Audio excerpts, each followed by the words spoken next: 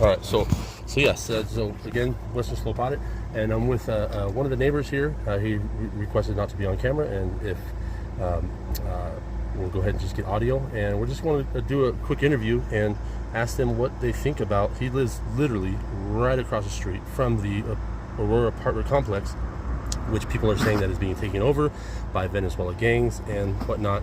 And so we'll just ask him a question, and he doesn't want to give his name out. So, but what do you feel has it been worse before this event? Like, has the gangs been worse? What have you guys experienced out here? You guys seem like a younger couple who got maybe a good deal on a house. But what do you feel is going on out here? What are you guys experiencing? Oh, well, I'll tell you what's been going on. I want to say things started getting bad maybe around 6 months ago. It started with really loud parties that would take place in the parking lot right here. Okay. Right where the shooting happened, or the big shooting happened. Shortly before, I think all the press stuff, or it was just like the apartment started getting big. Absolutely. And basically what that would be is just guys would come with just big subs in their cars, and then would open the trunk and just like play music from anywhere from 4 in the afternoon to like 6 in the morning the next day. Wow. And that was just like all the time. Like every weekend you could count on it. Even on the weekdays some days, and it was just the music was so loud, the house would reverberate, and the walls would just shake everything, and right. We couldn't sleep. And that was shitty. And we did everything we could to kind of stop that from happening, but nothing ever really came from any of the good people. There'd be shootings here and there too. Yeah, I mean, you would hear random gunshots and what have you, and then there was a couple shootouts every now and then.